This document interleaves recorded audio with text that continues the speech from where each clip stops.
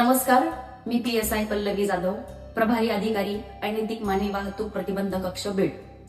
बीड जिल्ह्यातील सर्व बालकांना सूचना आहे की कोणीही ओळखीचा व्यक्ती किंवा अनोळखी व्यक्ती तुम्हाला खाण्याचा आमिष दाखवत असेल, फिरायला घेऊन जाण्याचा आमिष दाखवत असेल, शॉपिंग करण्याचा आमिष दाखवत असेल, तरीही अशा व्यक्तीसोबत जायचं नाही.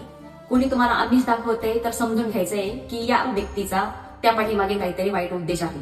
हा व्यक्ती तुम्हाला पळवून घेऊन जाऊन तुम्हाला कुठेतरी बालकामगार म्हणून कामाला लावू शकतो, कुठेतरी तुमचं अवयव विक्रीसाठी तुमची विक्री करू शकतो किंवा तुम्हाला वेश्या व्यवसायामध्ये टाकू शकतो.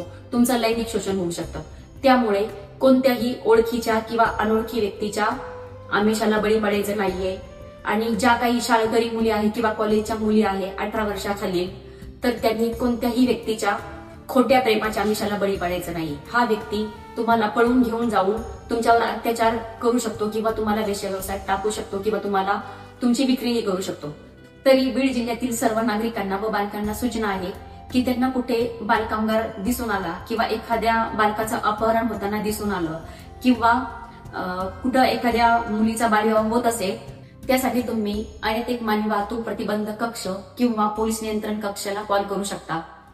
तसेच डायल 112 किंवा बीड पोलीस QR कोडवरती संपर्क करून तक्रार करू शकता.